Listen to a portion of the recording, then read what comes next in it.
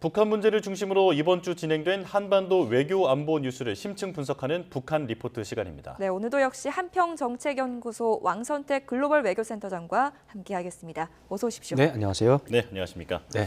자, 오늘이 북한이 미사일 공업절로 지정한 11월 18일인데요. 네. 일단 본격적인 질문에 앞서서 이 날이 어떻게 제정된 날인지부터 설명해 주실까요? 네, 북한이 1년 전 오늘 11월 18일에 화성 17형이라고 하는 새로운 미사일을 발사를 했습니다. 네. 그때 북한이 그것을 성공을 했다고 하는데 그 화성 17형이라고 하는 것은 북한이 개발한 탄도미사일 중에 제일 거대한 가장 성능이 뛰어난 그런 미사일이라고 북한이 주장하고 있고 예. 북한이 그런 성공을 기념을 해서 이제 오늘 11월 18일을 이제 미사일 공업절로 지정한다. 이렇게 이제 뭐 예고를 했고 예, 예. 그날이 오늘이 된 거죠. 그럼 그게 1년 된 1년 전 얘기를 이제 네네네. 기념을 하겠다고 해서 이제 신생 기념일이다 이렇게 그런 보면 거죠. 되겠네요. 예. 네. 자, 그렇다면 이제 관심사가 오늘 중으로 정찰 위성이나 탄도미사일 발사를 하게 될지인데 가능성 얼마나 보십니까? 지금 가능성이 한 절반 이상은 안 쏠 것이다. 70% 이상을 안 쏜다. 예, 예. 30% 정도는 아직도 쏠 수 있다. 네. 지금 시간이 오전 11시니까 오늘이라고 할 때 앞으로 이제 13시간 정도 남았잖아요. 그러니까 13시간 정도 남았으니까 쏠 가능성도 뭐 있기는 하지만 네. 사실 북한이 미사일을 쏜다고 하면 오전 6시 이전에 쏘는 적이 많았습니다. 그런 전례를 봤을 때 이미 미사일을 쏠 수 있는 시간, 쏠 것으로 예상되는 시간은 지나갔고 오후 3시나 4시쯤 뭐 혹시 오늘 밤 뭐 11시 이런 식으로 해서 쏠 가능성은 남아 있으니까 오늘이 지나기 전까지는 좀 긴장을 해야 되겠지만 이미 뭐 시간이 많이 지나가서 예. 오늘 북한이 탄도미사일을 쏠 가능성은 많이 줄어들었다 이렇게 봐야 되겠습니다. 네네. 이런 공업절 기념일 같은 경우는 뭐 행사를 좀 진행하거나 또 있습니까? 처음이기 때문에 네. 지켜봐야 되죠.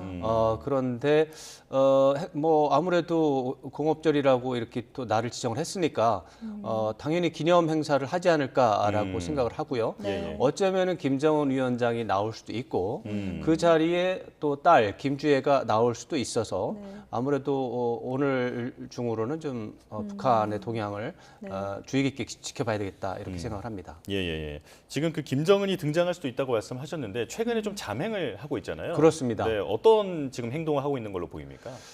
김정은 위원장의 최근의 주요 관심사는 신냉전 외교라고 하는 새로운 형태의 외교입니다. 네. 새로운 형태의 외교는 북한이 주도를 해서 신냉전 구도를 만들어 보겠다. 이 지구의 국제 질서가 있는데 지금은 미국이 주도하는 단일 질서입니다. 뭐 지금 러시아가 반발하고 일탈을 하고 있고 중국도 거기에 지금 반발해서 미중 전략 경쟁이 벌어지고 있지만 큰 틀에서 봐서는 지금 지구상의 국제 질서, 안보 질서, 통상 질서는 냉전 종식 이후에 미국이 주도하는 질서입니다. 근데 미국이 이제 잘 하느냐 못 하느냐, 효과적으로 질서를 관리하느냐 예. 의견이 많이 달라서 어떤 사람들은 이거는 뭐 미국의 일극 질서 아니다. 다극 질서다. 이렇게 예. 말하는 사람도 있지만 형식상으로는 이제 미국 중심의 일극 질서인데 김정은 위원장 주장에 따르면 이미 일극 질서 끝났다. 다극 질서로 들어갔다. 중국이 하나의 축이고 또 북한과 러시아가 또 가세를 한다면 네. 북중러를 중심으로 하는 또 다른 죽의 중심이 생긴다. 이런 다극 질서가 지금 왔으니까 뭐 그런 거를 좀 더 잘 해보거나 아니면 주도하겠다. 뭐 네네. 주도하겠다. 이런 게 이제 신냉전 외교인데 기본적으로 러시아와의 연대라고 하는 첫 번째 단추는 풀었습니다. 북한이 뭐 제안을 해서 러시아가 호응을 해서 북러 간에는 연대가 지금 공식적으로 진행이 되고 있어요. 문제는 중국입니다. 중국이 참여를 해야 의미 있는 극이 되는 거죠. 예.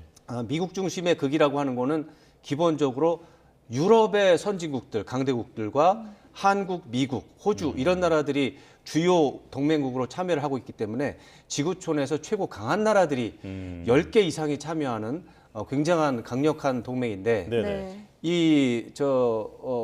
북한과 러시아만 있으면 경쟁이 안 되죠. 예. 네. 중국이 가세를 해야만 어느 정도는 의미가 있는데 지금 중국이 가세할 가능성이 없습니다. 없다고 보시나요? 네, 뭐 예. 없다는 말은 좀 과하고 네, 예. 적습니다. 매우 희박합니다.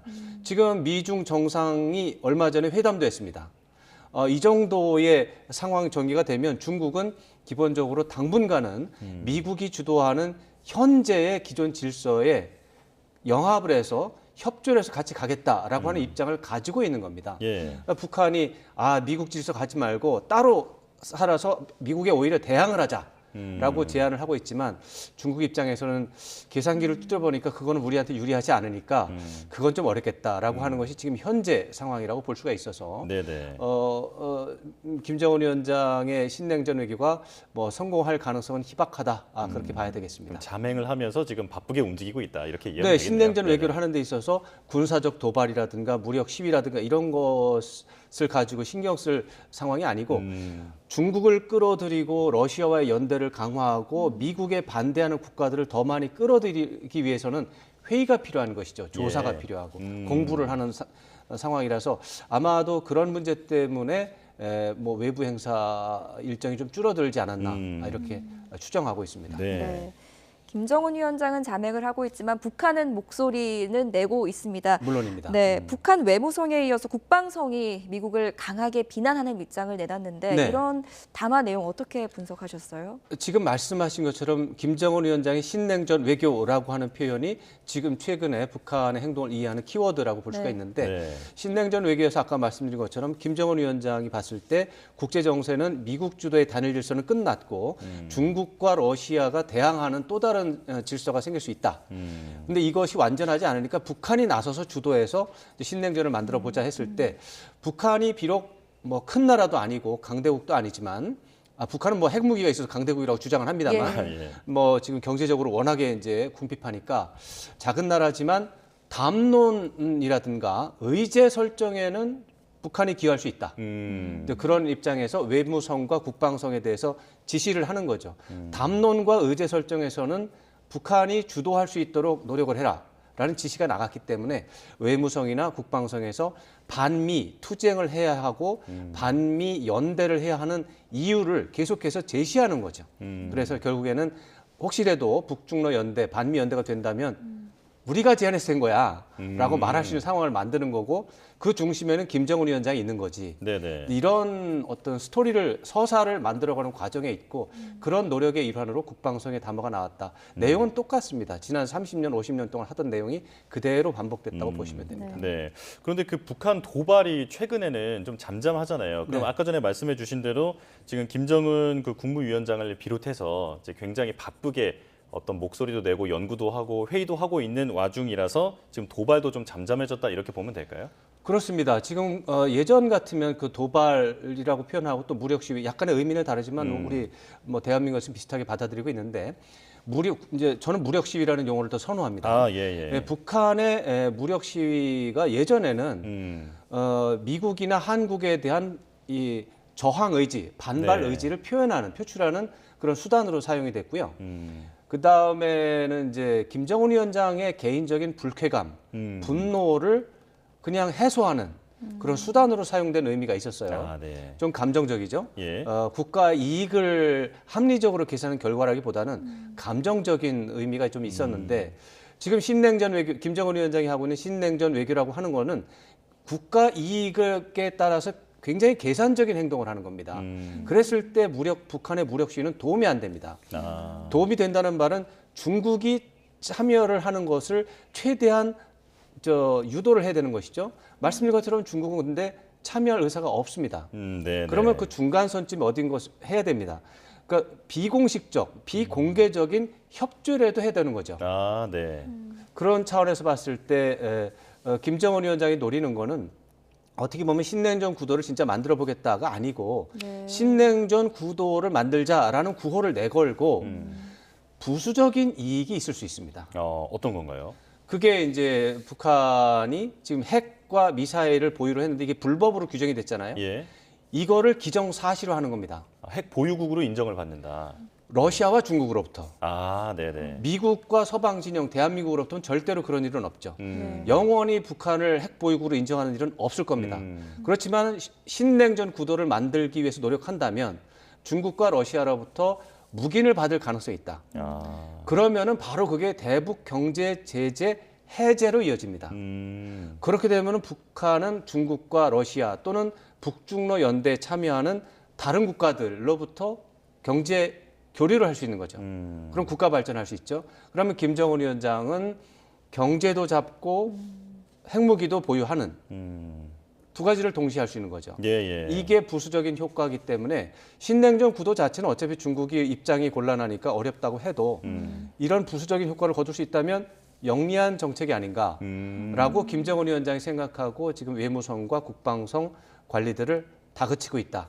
이렇게 볼 수가 있겠습니다. 상당히 이성적인 결정이네요. 네. 지금까지만 제 시나리오는 추정이니까 이제 김정은 위원장이 어떻게 생각할지 모르겠는데 네. 지금 그런 패턴으로 몇 달 이상을 오고 있기 때문에 저는 제가 보고 있는 분석이 맞다고 보는데 지금까지는 이성적이고 합리적인 접근법입니다. 다만 지금의 접근법은 굉장히 위험한 접근법이라고 지난주에도 설명을 드렸는데 한 말씀 이 부분만 잠깐 더 설명을 네. 드리면 단기적으로는 굉장히 영리한 방법입니다. 네. 그런데 중국이 결국 참여하지 않습니다. 네. 그렇게 되면은 비공식적으로 중국의 도움을 받으면 중국에 대한 의존성이 너무 커집니다. 북한은 근본적으로 북한에 대해서 주체 사상이라는 부분을 가지고 있으면서 종속되는 것을 싫어합니다. 예. 근본적인 모순이 생기게 됩니다. 러시아도 현재는 우크라이나와 전쟁을 하기 때문에 일시적으로 북한의 어떻게 보면 과도한 요구에 협조하는 것 같지만 네. 전쟁이 끝나면 미국 중심의 질서에 협조해야 됩니다. 네. 그러면 갑자기 북한이 고립이 되는 거죠. 예. 그때 한국과 대한민국 남북 관계와 북미 관계를 개선하는 것이 궁극적인 목표가 돼야 되는데 네. 너무 멀어져 있고 상처가 너무 깊은 거죠. 이렇게 되면 김정은 위원장은 잠깐 좋았다가 더 안 좋은 상황에 직면할 수 있습니다. 예, 그러면 예. 국가적인 위기를 맞을 수 있기 때문에 단기적으로는 영리하지만 중장기적으로는 위험한 그런 전략을 쓰고 있어서 생각을 잘 100% 합리적이라고 보기는 어렵습니다. 네네네. 알겠습니다. 북한이요, 한미 국방장관 회담 결과를 집중적으로 비난했습니다. 네, 그렇습니다. 북한이 좀 민감하게 받아들일 만한 결과가 있었나요? 있죠. 이번에 한미 국방장관 연례 회담을 통해서 두 가지 중요한 결과가 나왔죠. 맞춤형 확장 억제 전략이라고 하는 게 한미 간에 합의가 있어요. 이것이 10년 만에 개정이 됐습니다. 네. 이것은 내용은 군사 비밀이라서 공개가 안 됐지만 예. 북한 입장에서 봤을 때 굉장히 긴장할 만한 요소가 되고요. 또 한미 간의 북한 미사일 정보를 실시간으로 공유를 하는데 부분적으로 안 되던 게 있었어요. 미국의 조기 경보 위성을 통한 정보는 공유가 안 됐습니다. 실시간으로. 예. 그게 실시간으로 공유하기로 미국이 어떻게 보면 양보를 한 겁니다. 이런 것들은 북한이 긴장할 만한 요소인데 그런데 말씀드린 것처럼 예전 같으면 감정적으로 북한이 반응했을 수 있습니다. 예. 근데 북한이 지금 잠잠합니다. 며칠 지났는데도 네. 굉장히 인내심을 갖고 지켜보는 느낌이 있어요. 그것은 북한에 대응하는 그 방식이 중국을 북중러 연대에 끌어들이는데 도움이 되니 안 되냐로 계산기를 두드리고 있기 때문입니다. 중국 이번에